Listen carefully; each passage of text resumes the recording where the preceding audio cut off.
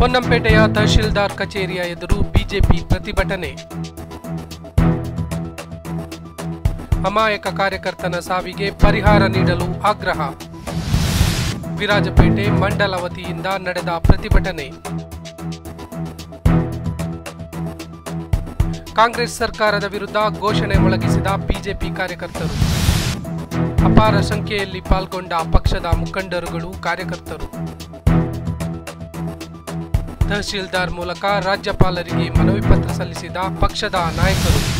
ವಾಲ್ನೂರು ಬಳಿ ಬಿಜೆಪಿ ಕಾರ್ಯಕರ್ತನ ಮೇಲೆ ವಾಹನ ಹತ್ತಿಸಿದ ಆರೋಪ ಹಿನ್ನೆಲೆ. ಜಿಲ್ಲಾ ಮುಖಂಡರಾದ ಗುಮ್ಮಟ್ಟಿರ ಕಿಲನ್ ಗಣಪತಿ, ನೆಲ್ಲಿರ ಚಲನ್, ಅರುಣ್ ಭೀಮಯ್ಯ ಬಾಗ್, ಮಂಡಲ ಪ್ರಧಾನ ಕಾರ್ಯದರ್ಶಿ ಮಂಜು ಗಣಪತಿ, ಚಪ್ಪುಡಿರ ರಾಕೇಶ್, ಮೂಕಳೆರ ಮಧು ಸೇರಿದಂತೆ ಪ್ರಮುಖರ ಉಪಸ್ಥಿತಿ. ವಾಲ್ನೂರು ತ್ಯಾಗತೂರು ಪಂಚಾಯಿತಿ ವ್ಯಾಪ್ತಿಯಲ್ಲಿ ನಮ್ಮ ಭಾರತೀಯ ಜನತಾ ಪಕ್ಷದ ಕಾರ್ಯಕರ್ತರು ಲೋಕಸಭಾ ಚುನಾವಣೆ ಹಿನ್ನೆಲೆಯಲ್ಲಿ ಮನೆಯಲ್ಲಿ ಮನೆ ಮತ ಯಾಚಿಸುವ ಸಂದರ್ಭದಲ್ಲಿ ಸಂಜೆ ಸುಮಾರು 7:30 ಗಂಟೆಯ ಸಮಯಕ್ಕೆ ಮತಯಾಚನೆ ಮಾಡಿ ಕಾರ್ಯಕರ್ತರೆಲ್ಲ ಸಿದ್ದಾಪುರ ಪಟ್ಟಣದ ವಾಲ್ನೂರು ಪಟ್ಟಣದ ಫುಟ್ಪಾತ್ನಲ್ಲಿ ನಿಂತಿದ್ದಾಗ ಸಿದ್ದಾಪುರ ಕಡೆಯಿಂದ ಬಂದಂತ ಒಂದು K037473 ಸಂಖ್ಯೆ ಒಂದು ಎಸ್ಟಿಮ್ ಕಾರಿನಲ್ಲಿ ಬಂದಂತ ಕೆಲವು ದುಷ್ಕರ್ಮಿಗಳು ಭಾರತೀಯ ಜನತಾ ಪಾರ್ಟಿಯ ಕಾರ್ಯಕರ್ತರು ಅವರ ಶಲ್ಯವನ್ನು, ಅವರ ಒಂದು ಕಾರ್ಯಕರ್ತರನ್ನು ಗಮನಿಸಿ ನಿಧಾನವಾಗಿ ಬರ್ತಿದ್ದಂಥ ಕಾರನ್ನು ಒಮ್ಮೆಲೆ ವೇಗವಾಗಿ ಚಲಿಸಿ ನಮ್ಮ ಕಾರ್ಯಕರ್ತರ ಮೇಲೆ ಕಾರನ್ನು ಹರಿಸಿದ ಸಂದರ್ಭದಲ್ಲಿ ನಮ್ಮ ಪಕ್ಷದ ಹಿರಿಯ ಕಾರ್ಯಕರ್ತರು ಹಾಗೂ ಮಾಜಿ ಸೈನಿಕರಾದಂತಹ ರಾಮಪ್ಪ ಎಂಬುವರು ಸ್ಥಳದ ದುರ್ಮರಣಪಟ್ಟಿದ್ದು, ಅದೇ ರೀತಿಯಲ್ಲಿ ಇಬ್ಬರು ಕಾರ್ಯಕರ್ತರು ಗಂಭೀರವಾಗಿ ಗಾಯಗೊಂಡಿದ್ದು. ಇದರ ವಿಚಾರವಾಗಿ ಸಿದ್ದಾಪುರ ಠಾಣೆಯಲ್ಲಿ ಸೆಕ್ಷನ್ 302 ಅಂತ ಪ್ರಕರಣ ಸಹ ದಾಖಲಾಗಿದ್ದು, ಇದರ ವಿಚಾರವಾಗಿ ಭಾರತೀಯ ಜನತಾ ಪಕ್ಷ ಹಾಗೂ ಸಂಘ ಪರಿವಾರದ ಸೂಚನೆಯಂತೆ ಪ್ರತಿ ತಾಲೂಕು ಕೇಂದ್ರದಲ್ಲಿ ಒಂದು ಪ್ರತಿಭಟನೆ ಹಮ್ಮಿಕೊಳ್ಳುವಂತಹ ಕಾರ್ಯಕ್ರಮವನ್ನು ನಾವು ಭಾರತೀಯ ಜನತಾ ಪಕ್ಷ ಹಾಗೂ ಸಂಘ ಪರಿವಾರದ ವತಿಯಿಂದ ಹಮ್ಮಿಕೊಂಡಿದ್ದೇವೆ. ಇದೇ ಕಾರ್ಯಕ್ರಮಕ್ಕೆ ಆಗಮಿಸಿರುವಂತಹ ನಮ್ಮ ಭಾರತೀಯ ಜನತಾ ಪಕ್ಷದ ಕೊಡಗು ಜಿಲ್ಲಾ ಉಪಾಧ್ಯಕ್ಷರಾದ ಶ್ರೀ ಕುಂಜಂಗಡ ಅರುಣ್ ಭೀಮಯ್ಯನವರಿಗೆ ಭಾರತೀಯ ಜನತಾ ಪಕ್ಷ ಹಾಗೂ ಸಂಘ ಪರಿವಾರದ ಕಾರ್ಯಕರ್ತರ ಪರವಾಗಿ ಸ್ವಾಗತವನ್ನು ಕೋರುತ್ತೇನೆ. ಅದೇ ರೀತಿಯಲ್ಲಿ ಭಾರತೀಯ ಜನತಾ ಪಕ್ಷದ ಜಿಲ್ಲಾ ಉಪಾಧ್ಯಕ್ಷರಾದಂತಹ ಶ್ರೀ ಗುಮ್ಮಟಿರ ಕಿಲನ್ ಗಣಪತಿ ಅವರಿಗೂ ಎಲ್ಲರ ಪರವಾಗಿ ಸ್ವಾಗತವನ್ನು ಕೋರುತ್ತೇನೆ. ಭಾರತೀಯ ಜನತಾ ಪಾರ್ಟಿಯ ಜಿಲ್ಲಾ ಪ್ರಧಾನ ಕಾರ್ಯದರ್ಶಿಗಳಾದ ಶ್ರೀ ನೆಲ್ಲಿರ ಚಲನ್ ಕುಮಾರ್ ಅವರಿಗೂ ಮಂಡಳದ ಪರವಾಗಿ ಸ್ವಾಗತವನ್ನು ಕೋರುತ್ತೇನೆ. ಅದೇ ರೀತಿಯಲ್ಲಿ ಇವತ್ತಿನ ಪ್ರತಿಭಟನೆಗೆ ಆಗಮಿಸಿರುವಂತಹ ಭಾರತೀಯ ಜನತಾ ಪಾರ್ಟಿಯ ವಿರಾಜಪೇಟೆ ಮಂಡಳದ ಹಾಗೂ ಪೊನ್ನಂಪೇಟೆ ತಾಲೂಕಿನ ಎಲ್ಲ ಶಕ್ತಿ ಕೇಂದ್ರ ಪ್ರಮುಖರುಗಳಿಗೂ, ಎಲ್ಲ ಜವಾಬ್ದಾರಿಯುತ ಸ್ಥಾನಮಾನ ಹೊಂದಿರುವಂತಹ ಭಾರತೀಯ ಜನತಾ ಪಕ್ಷದ ಕಾರ್ಯಕರ್ತರುಗಳಿಗೂ, ಪಕ್ಷದ ಎಲ್ಲ ಕಿರಿಯ ಕಾರ್ಯಕರ್ತರುಗಳಿಗೂ ಹಾಗೂ ಪದಾಧಿಕಾರಿಗಳು ಸ್ವಾಗತವನ್ನು ಕೋರುತ್ತಾ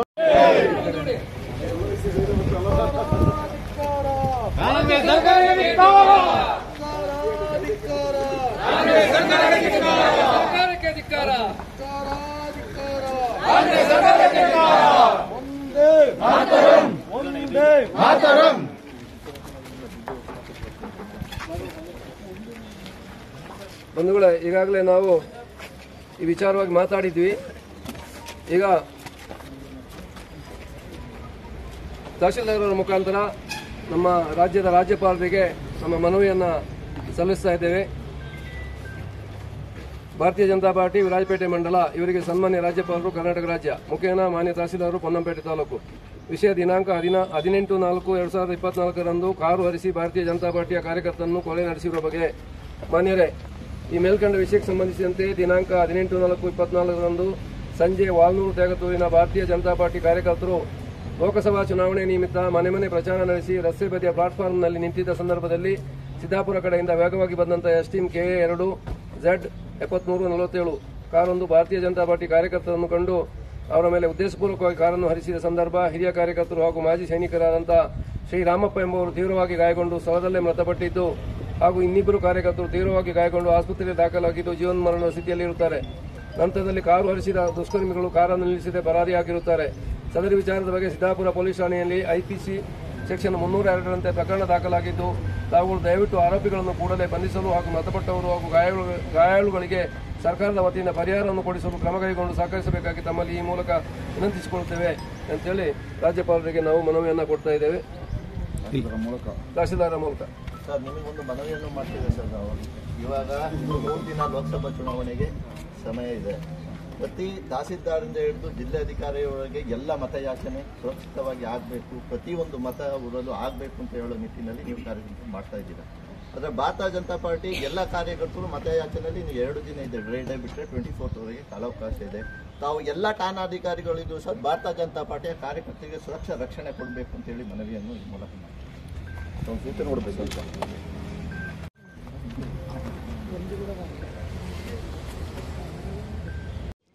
ಎಲ್ರಿಗೂ ನಮಸ್ಕಾರ. ಬಂಧುಗಳೇ, ಇವತ್ತು ನಾವು ಪೊನ್ನಂಪೇಟೆ ತಹಸೀಲ್ದಾರ್ ಆಫೀಸಿನ ಮುಂದೆ ಪ್ರತಿಭಟನೆಗೆ ಸೇರಿದ್ದೇವೆ. ಯಾಕಂದರೆ ಮೊನ್ನೆ ದಿನ ನಮ್ಮ ಕಾರ್ಯಕರ್ತರಾದಂಥ ರಾಮಪ್ಪನವರು ಮತ್ತು ಅವರ ಸ್ನೇಹಿತರು, ನಮ್ಮ ಕಾರ್ಯಕರ್ತರು ಮತಯಾಚನೆಯನ್ನು ಮಾಡಿ ವಾಪಸ್ ಮನೆಗೆ ತೆರಳತಕ್ಕಂಥ ಸಂದರ್ಭದಲ್ಲಿ ರಸ್ತೆ ಪಕ್ಕದಲ್ಲಿ ನಡೆದು ಹೋಗ್ತಾ ಇದ್ದಾಗ ಅತಿವೇಗದಿಂದ ಕಾರನ್ನು ಚಲಾಯಿಸಿಕೊಂಡು ಬಂದು ಯಾವಾಗ ನಮ್ಮ ಕಾರ್ಯಕರ್ತರ ಕೊಳ್ಳಲ್ಲಿ ಭಾರತೀಯ ಜನತಾ ಪಕ್ಷದ ಸಿಂಬಲನ್ನು ನೋಡಿದರೂ ಕೊಲೆ ಮಾಡುವ ಉದ್ದೇಶದಿಂದ ಅವರ ಮೇಲೆ ಕಾರನ್ನು ಹರಿಸಿ ಒಬ್ಬರು ರಾಮಪ್ಪ ಅವರು ಸ್ಥಳದಲ್ಲೇ ಮೃತರಾಗಿದ್ದಾರೆ. ಇನ್ನಿಬ್ಬರು ರದೀಶ್ ಮತ್ತು ಚಂದ್ರು ಇಬ್ಬರು ಕಾರ್ಯಕರ್ತರು ಗಾಯಗೊಂಡು ಆಸ್ಪತ್ರೆಯಲ್ಲಿದ್ದಾರೆ. ಅದರಲ್ಲಿ ಒಬ್ಬರ ಸ್ಥಿತಿ ಚಿಂತಾಜನಕವಾಗಿದ್ದು ಅವರನ್ನು ಮೈಸೂರು ಆಸ್ಪತ್ರೆಗೆ ಸಾಗಿಸಲಾಗಿದೆ. ಈ ಒಂದು ಸಂದರ್ಭದಲ್ಲಿ ಇದನ್ನು ಪ್ರತಿಭಟಿಸಲಿಕ್ಕೋಸ್ಕರ ಮತ್ತು ಇಂಥ ಘಟನೆಗಳು ಮುಂದಕ್ಕೆ ಮರುಕಳಿಸಬಾರದು, ಈ ಆರೋಪಿಗಳಿಗೆ ತಕ್ಕ ಶಿಕ್ಷೆ ಆಗಬೇಕು. ಅದರಲ್ಲಿ ಯಾರು ಕಾರನ್ನು ಡ್ರೈವ್ ಮಾಡ್ತಾಯಿದ್ರು ಆತ ಅಲ್ಲಿಂದ ಓಡಿ ತಪ್ಪಿಸಿಕೊಂಡಿದ್ದಾನೆ, ಆತನನ್ನು ಶೀಘ್ರವೇ ಬಂಧಿಸಿ ಸೂಕ್ತ ಸಾಕ್ಷ್ಯಾಧಾರಗಳೊಂದಿಗೆ ಆತನಿಗೆ ಶಿಕ್ಷೆ ಆಗುವ ಹಾಗೆ ನೋಡಿಕೊಳ್ಳುವಂಥ ಕೆಲಸ ಪೊಲೀಸ್ ಇಲಾಖೆ ಮಾಡಬೇಕು.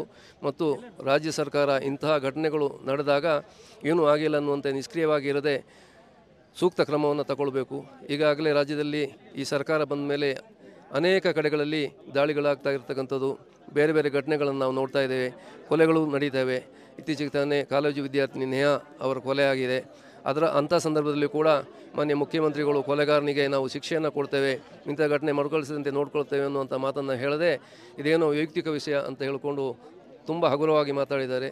ಹಾಗೆಯೇ ರಾಜ್ಯದ ಗೃಹ ಸಚಿವರು ಅವರು ಕೂಡ ಇಂಥ ಘಟನೆಗಳನ್ನು ಖಂಡನೆ ಮಾಡದೆ ಆ ಒಂದು ಹೆಣ್ಣು ಮಗಳ ಚಾರಿತ್ರ್ಯಕ್ಕೆ ಕಳಂಕ ಹಚ್ಚತಕ್ಕಂಥ ರೀತಿಯಲ್ಲಿ ಮಾತನಾಡಿದ್ದಾರೆ. ನಿಜಕ್ಕೂ ದುರದೃಷ್ಟಕರ. ಇಂಥವರು ಇವತ್ತು ಅಧಿಕಾರದಲ್ಲಿ ಇರೋದರಿಂದ ಇವತ್ತು ನಮಗೆ ಬರ ಬಂದಿದೆ. ಯಾಕೆಂತ ಹೇಳಿದ್ರೆ ಪಕ್ಷಪಾತ ಮಾಡ್ತಕ್ಕಂಥವರು ಅಧಿಕಾರದಲ್ಲಿ ಕೂತ್ಕೊಂಡ್ರೆ ಬರ ಬಂದೇ ಬರ್ತದೆ, ಅದು ಇವತ್ತು ಸ್ಪಷ್ಟ ಆಗಿದೆ. ಅದರಿಂದ ನಾವು ಕಾರ್ಯಕರ್ತರು ಒತ್ತಾಯವನ್ನು ಮಾಡ್ತೇವೆ, ಇಂಥ ವಿಚಾರದಲ್ಲಿ ಪೊಲೀಸ್ ಇಲಾಖೆ ಕೆಲಸ ಮಾಡುವಾಗ ಹಸ್ತಕ್ಷೇಪ ಮಾಡದೆ ಅವರಿಗೆ ಪೂರ್ತಿಯಾಗಿ ಸ್ವಾತಂತ್ರ್ಯವನ್ನು ನೀಡಬೇಕು. ನಮ್ಮ ಪೊಲೀಸ್ ಇಲಾಖೆ ಸಮರ್ಥವಾಗಿದೆ, ಯಾವುದೇ ಕೃತ್ಯವನ್ನು ಭೇದಿಸಿ ಅಪರಾಧಿಗಳಿಗೆ ಶಿಕ್ಷೆ ಕೊಡಿಸಲಿಕ್ಕೆ ಪೊಲೀಸ್ ಇಲಾಖೆ ಸಮರ್ಥವಾಗಿದೆ. ಪೊಲೀಸ್ ಇಲಾಖೆಗೆ ಪೂರ್ಣ ಸ್ವಾತಂತ್ರ್ಯವನ್ನು ಕೊಟ್ಟು ಅವರು ತನಿಖೆ ಮಾಡಲಿಕ್ಕೆ ಬಿಡಬೇಕು. ಹಾಗೆಯೇ ಮೃತ ರಾಮಪ್ಪನವರ ಕುಟುಂಬಕ್ಕೆ 50 ಲಕ್ಷ ರೂಪಾಯಿಗಳ ಪರಿಹಾರವನ್ನು ಕೊಡಬೇಕು. ಗಾಯಗೊಂಡಿರ್ತಕ್ಕಂಥ ರದೀಶ್ ಮತ್ತು ಚಂದ್ರು ಅವರ ಕುಟುಂಬಕ್ಕೂ ಕೂಡ ಪರಿಹಾರವನ್ನು ಕೊಡಬೇಕು. ಹಿಂದೆಲ್ಲ ದನ ಕಳ್ಳತನ ಮಾಡ್ತಾ ಇದ್ದಂಥವ್ರು ಸತ್ತಾಗಲೂ ಕೂಡ 35 ಲಕ್ಷ ರೂಪಾಯಿಗಳ ಪರಿಹಾರವನ್ನು ಇದೇ ಸರ್ಕಾರ ಕೊಟ್ಟಿದೆ. ಹಾಗಾಗಿ ನಮ್ಮ ಕಾರ್ಯಕರ್ತರು ಕೂಡ ಪರಿಹಾರವನ್ನು ಕೊಡಬೇಕು ಅಂತೇಳಿ ಒತ್ತಾಯ ಮಾಡ್ತಾ ತಹಶೀಲ್ದಾರರಿಗೆ ನಾವು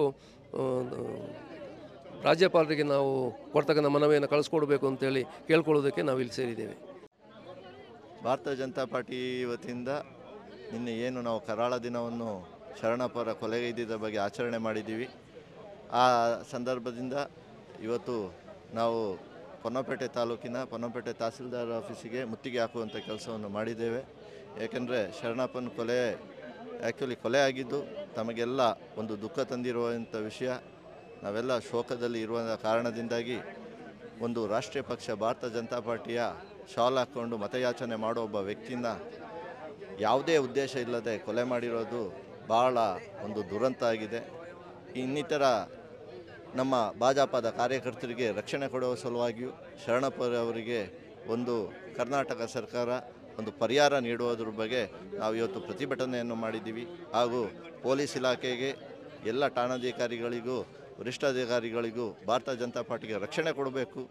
ಯಾಕೆಂದರೆ ಪ್ರಜಾಪ್ರಭುತ್ವದಲ್ಲಿ ಚುನಾವಣೆ ನಡೆಯುತ್ತದೆ. ಚುನಾವಣೆ ರೈಟ್ ಟು ವೋಟ್ ಯಾವುದು ಕಾನ್ಸ್ಟಿಟ್ಯೂಷನ್ ರೈಟ್ ಇದೆ, ಆ ರೈಟಿಗೆ ಪೂರಕವಾಗಿ ನೀವು ನಮಗೆ ರಕ್ಷಣೆ ಕೊಡದಿದ್ದರೆ ಮತದಾರರು ಹಿಂದೇಟಾಗ್ತಾರೆ. ಈ ನಿಟ್ಟಿನಲ್ಲಿ ನಾವು ಇವತ್ತು ಪ್ರತಿಭಟನೆಯನ್ನು ಹಮ್ಮಿಕೊಂಡಿದ್ದೇವೆ.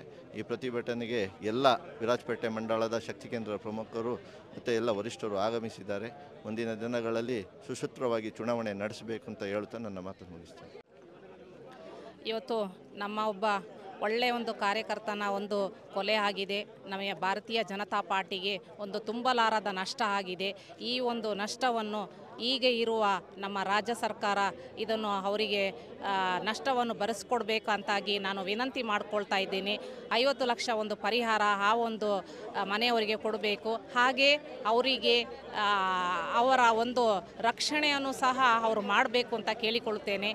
ಹಾಗೆ ಈ ಒಂದು ಮನವಿ ಪತ್ರವನ್ನು ನಾವು ನಮ್ಮ ಗವರ್ನರ್ ಅವರಿಗೆ ತಲುಪಿಸ್ತಾ ಇದ್ದೀವಿ.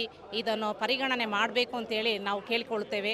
ಹಾಗೆ ಭಾರತೀಯ ಜನತಾ ಪಾರ್ಟಿಯ ಪ್ರತಿಯೊಂದು ಕಾರ್ಯಕರ್ತರು ಸಹ ಧೃತಿ ಕೆಡದೆ ತಮ್ಮ ಕೆಲಸವನ್ನು ಮಾಡಬೇಕು.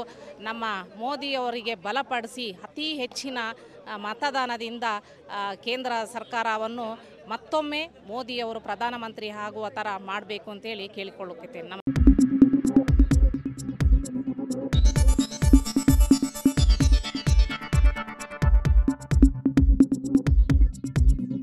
ನಾನು ನಿಮ್ಮ ಜಗದೀಶ್, ಕೊಡಗು ಧ್ವನಿ ಡಿಜಿಟಲ್ ಮೀಡಿಯಾದಿಂದ. ನಮ್ಮ ಚಾನಲನ್ನು ಸಬ್ಸ್ಕ್ರೈಬ್ ಮಾಡಿ, ಲೈಕ್ ಮಾಡಿ, ಶೇರ್ ಮಾಡಿ.